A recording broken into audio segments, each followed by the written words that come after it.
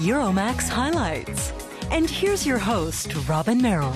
And a warm welcome to our highlights show. Let's start with a look at what's coming up. Cold dip, ice diving in the Austrian Alps. On display, how museum visitors here in Berlin become sculptures. And perfect roast, how to enjoy Christmas dinner without slaving over a hot stove. But we start the show with an exhibition at the prestigious Ludwig Museum in the western German city of Cologne. It's dedicated to Kozma Fun Bonin, who is one of the most prominent German representatives of conceptual art. She's actually well known for her oversized stuffed animals, which, in the report coming up, all appear to be rather lazy. The muscles have settled in. And the Dalmatians with floppy ears are just hanging out. Kozma Fun Bonin is happy when her creatures are where they should be. Her human friends are here too at the Ludwig Museum. Among them, singer Dirk von Lotzo and painter Sergei Jensen.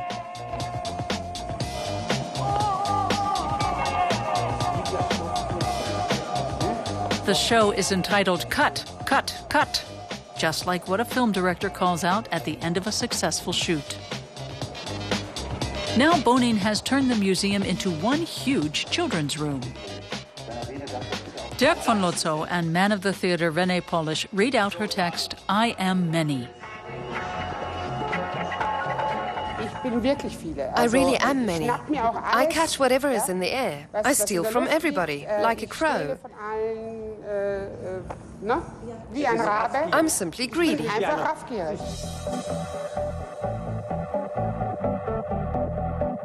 Some animals look like they just emerged from a Japanese comic book.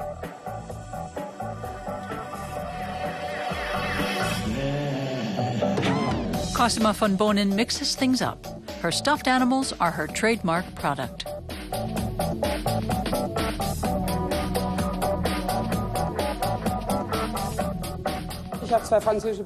I have 2 French bulldogs, and just like Yves Saint Laurent's bulldog, they get a stuffed animal to tear apart every day. I thought seamstress, soft toys, that's how it began.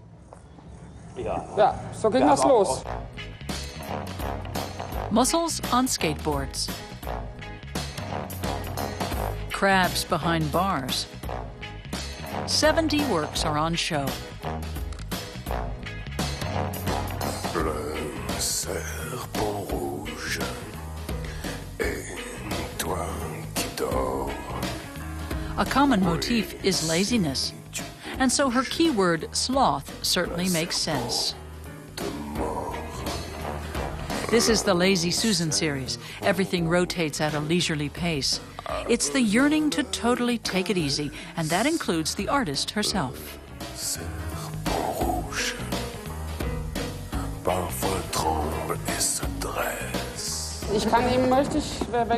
If I have a mind to, I can really take it easy. I'm an expert at being very lazy.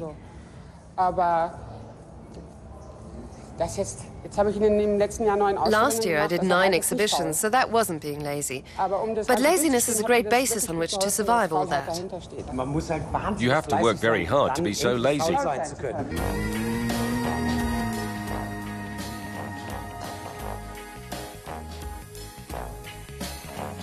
These velvety creatures are also rather human. Muscles are hiding here. Dogs turn out to be sloths. A chicken hangs on the clothesline. I also like animals that others don't like. You don't want to exclude anything. That's it. Nobody should be excluded. That also includes Fun Bonin's friends. Filmmaker Francis Schultz made this video. And these are excerpts from the late great Jacques Tati's film Playtime. Moritz von Oswald is in charge of the sound.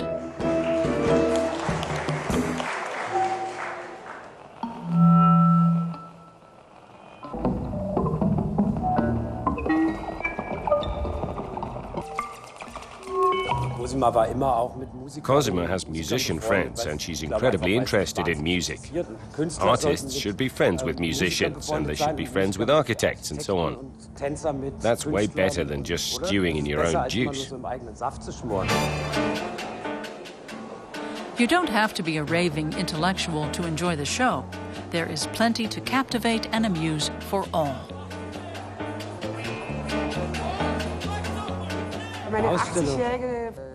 My 80-year-old neighbor said she had a whale of a time, so that's a good start. The show continues outside with a work titled Tug-a-Deep, or Time Waster.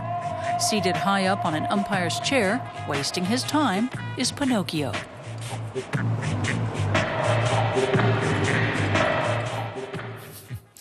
Now, we might be having an extremely mild spell for the time of year here in Germany, but who knows what the rest of the winter has in store for us.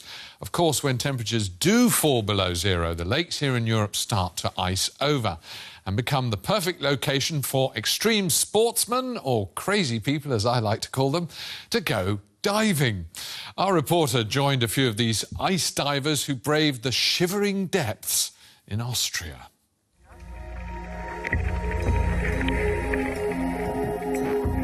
The water is icy cold. Temperatures are hovering around zero, and the water is covered in 10 centimeters of ice. You'd have to be mad to take a dip in a frozen mountain lake.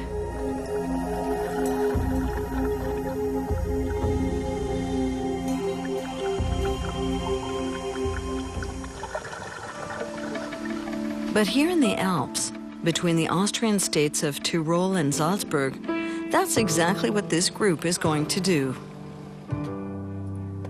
Dieter Kuchling is a diving instructor and has braved icy alpine waters over 1,000 times.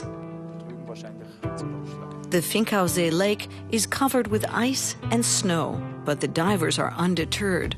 What's exciting is diving under the ice into a completely strange and unknown world, one we don't normally get into.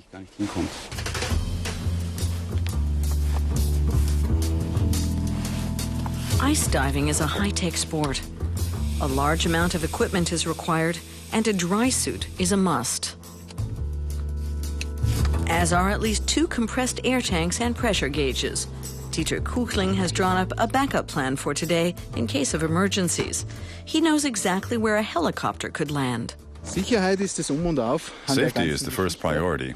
If you don't take the proper precautions, the smallest mistake can end up being a very serious one. Ice diving expeditions can all too easily end in fatalities or bad accidents. An ice diver died here at this very lake almost 10 years ago.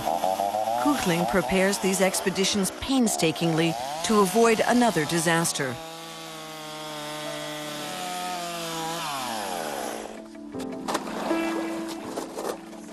The sport has nothing whatsoever in common with deep-sea diving in warm water. In the event of a problem, panicking isn't an option. We're always attached to the rope so that we can return to the exit point on the surface. That's the only way we can get out of the prison of ice. Eisgefängnis wieder herauszukommen. Okay, viel Spaß.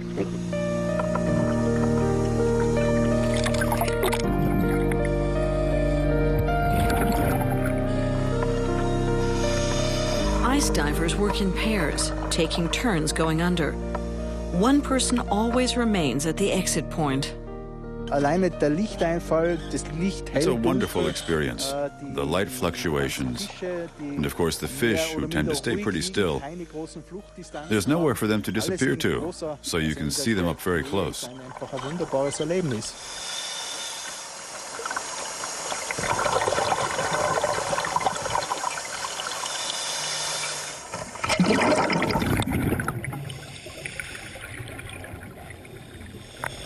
The divers can only stay underwater for about half an hour. Any longer and the body can't take the strain.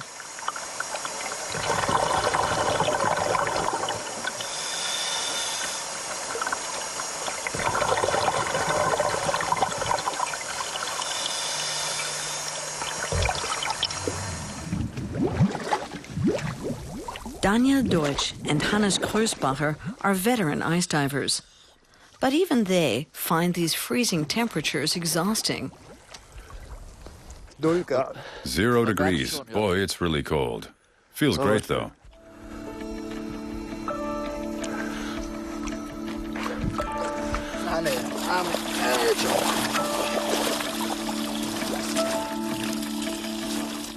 It's unique. Those brief minutes underwater definitely make up for the cold fingers and feet. And the preparation that ice diving requires. I always say it's madness to go out when it's minus 21 degrees. Dig a hole in the ice and get into the water. But that's what you do when you're into a sport, an extreme sport. You love it, and you're prepared to take the calculated risk. The ice divers head back to civilization, and the hole they made in the ice is left to freeze over again.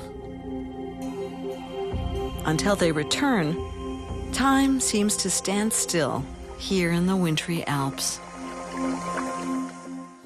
Warming up now with Benjamin Hubert from Britain, who is one of the up-and-coming stars on Europe's design scene. He's only 27, but he's already picked up numerous awards, enabling him to work alongside some of the top names in the design world. And some of his designs have already found pride of place in some of the world's most prestigious museums. Benjamin Hubert belongs to the international design scene's most wanted. At just 27, the British innovator has already picked up more than 30 design awards. One of his newest creations, the pod chair, is another award winner. Conceptualized for public spaces like airport lobbies, it sells for a cool €2,500.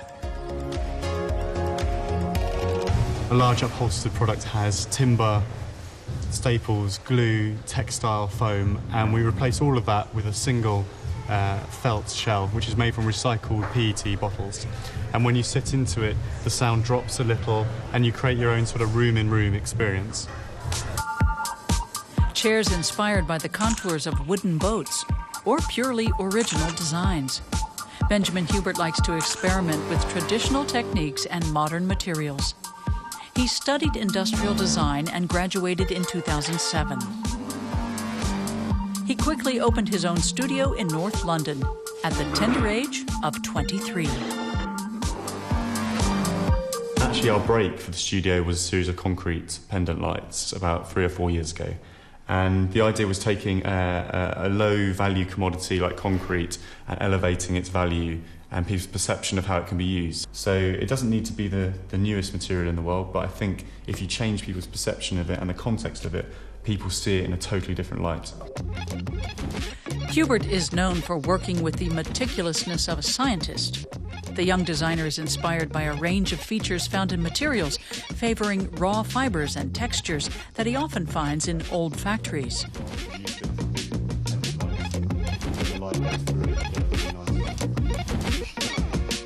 His work starts at his desk. First, he does a rough sketch outlining the design, leaving out all unnecessary details. His items are characterized by a charming simplicity, which simultaneously brings both the material and the construction to the fore. So far, his numerous ideas have resulted in 25 products sold commercially. I started a project with leatherwork, with a Portuguese brand called Della Spada, to create some dining chairs that were lightweight and used leather as part of the structure, not just something visually beautiful.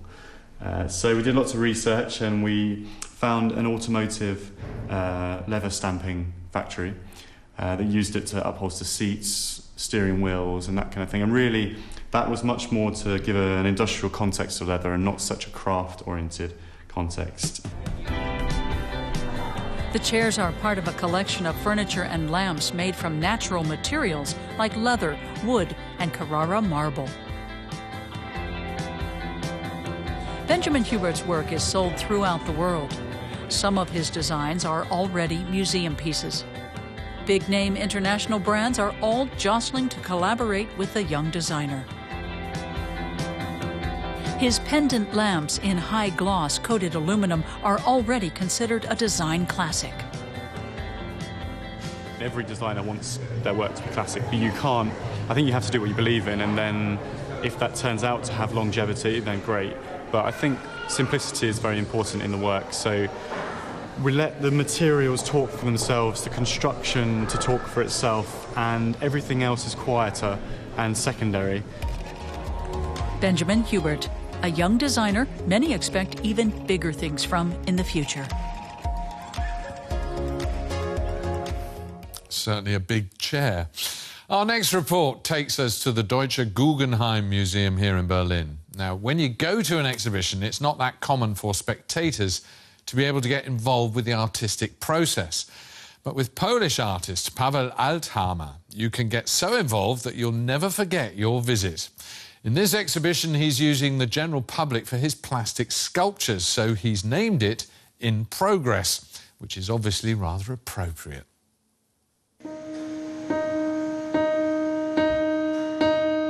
With ribbons, wings, or earphones, museum goers are turned into works of art by Polish sculptor Pawel Althamer. He loves making art out of people. Somehow the idea is like everybody is very special, and it's like to sharing this special experience with special people. Magdalena Zieberschwind is to be transformed into one of Pawel Althamer's sculptures. First, hot plastic is applied to a metal frame. The artist has to work fast. The plastic is this our time and our motif of reality, which is getting cold if I'm not fix it in a good moment, right time. It's like to compose melodies a little bit. Anybody wanting to become one of the 44-year-old artist's creations can apply through the Deutsche Guggenheim Museum's website. Applications are selected randomly. The artist is aiming for 100 works by mid-January. One of the chosen few is Holger Otten. It's very exciting to be involved in art this way. The first step in the process is a silicone cast of the face. This is done by students of the Warsaw Academy of Fine Arts. The face is greased and covered with liquid silicone. Plaster strips are laid over top.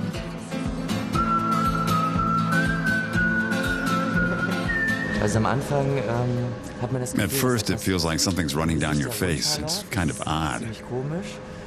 And then the mask gets very, very heavy. And that makes you turn inward and let your thoughts run free. It's actually quite nice.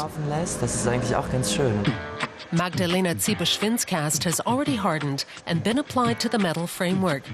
In this case, Althamer gives her a hand in shaping her own sculpture. It'd be interesting for me to shape my own fingers and work with this plastic, but unfortunately I didn't get a chance because the plastic cooled down too fast. Pawel Althamer integrates museum goers into the sculpting process. He's worked with a variety of materials. In earlier works, he used metal, rubber, and even car engines. For a performance in Brazil, he tailored golden suits of foil. And for a project in Mali, he fashioned masks out of grass and animal hair. In 2004, Althamer received the Vincent van Gogh Biennial Award for Contemporary Art. And in 2010, he was awarded the Aachen Art Prize. The equipment for the exhibition came from a factory owned by Althamer's father in Poland. The Almech company is located in the artist's hometown, a Warsaw suburb. Now his father's pressing machines are producing plastic for the Almech exhibition at the Deutsche Guggenheim Museum in Berlin. It's like to continue the roots of creativity somehow, no? It's like to create the sculpture with machine which is created by my father. Somehow it's kind of very practical combination. He has already completed 70 sculptures of Berlin art lovers. I'm determined somehow to continue cooperation with people long as possible, because I like it. And Magdalena Zieber-Schwind's figure is added to the collection. I'm happy because I could take part in it. And this was for me the most important experience for now, to be a part of a piece of art. Let's call all of them as a self-portrait of mine. The sculptures will be on view in Berlin until mid-January. Amazing. Finally, every country has its own traditional Christmas meal, and here in Germany, roast goose and with red cabbage and dumplings is a classic one. But this is a meal that takes a lot of time to prepare, and for those of you who've ever cooked goose, it's not easy and can turn out to be rather tough and dry. So we looked for a way to sit down and enjoy the traditional German Christmas dinner cooked to perfection without having to do any of the work yourself. Roast goose is a popular Christmas dish in Germany. Serving up the feast requires hours of toil in the kitchen at home. Or the task can be handed over to a professional. At Relish Restaurant in the Westin Grand Hotel in Berlin, Chef Peter Hampel roasts lots of geese for home delivery. You could call it Goose to go. Our recipe is traditional with the usual trimmings, so our guests can stay at home and relax as they wait for the food they're about to enjoy. The goose is stuffed with apples, onions, and oranges, just as it should be according to the classic recipe. Then it's seasoned with salt and pepper. Not too long in the oven, and it'll be browned and crispy. While the goose is roasting, Hampel prepares the sides. They include chestnuts poached in Madeira wine. The chestnuts remind me of my childhood. My mother always cooked traditional roast goose with chestnuts, so I wanted customers to have them too. Thanks to modern technology, the geese to go cook much quicker and are ready in 2.5 hours. They're packed up with the sides in special containers to keep everything warm. Hampel is sending out about 100 geese to go this Christmas season. Red cabbage, kale, chestnuts, gravy, goose, dumplings, all there, good to go. The geese are delivered by taxi. The total cost is 115 euros plus the cab fare. Each goose is enough to feed 4 people. This one is heading for the Males family home in the Berlin district of Charlottenburg. This year they're having Christmas dinner with friends. When the goose arrives, all the males have to do is unpack and carve the bird.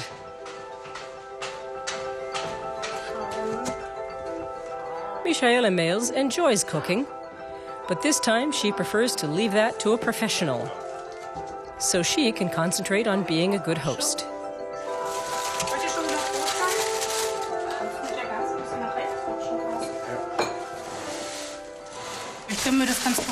I made a conscious decision to order the goose. It frees me up to do other things, like decorating.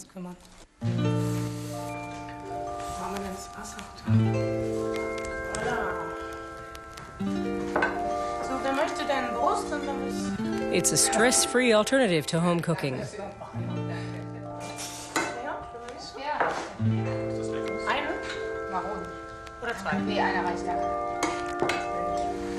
And the guests seem to enjoy it too.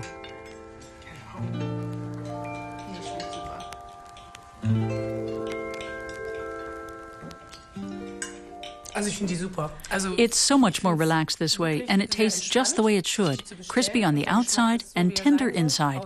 It is very good. Sehr gut.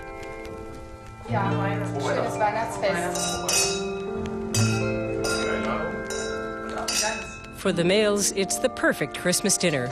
The comforts of home combined with a meal prepared by a gourmet chef.